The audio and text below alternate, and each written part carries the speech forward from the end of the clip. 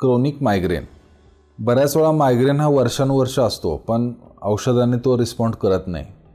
तर अशा मायग्रेनसाठी 2 प्रकारचे औषधोपचार उपयोगाचे असतात.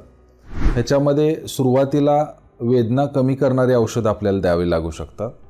त्याचबरोबर परत वेदना होऊ नये ह्यासाठी प्रोफायलॅक्टिक औषधं आपल्यालाही द्यायला लागू शकतात. तर अशी दोन्ही औषधं ही अशा केसेसमध्ये बरेच दिवस द्यायला लागतात की जेणेकरून आपल्या वेदना ह्या नियंत्रणात राहतात.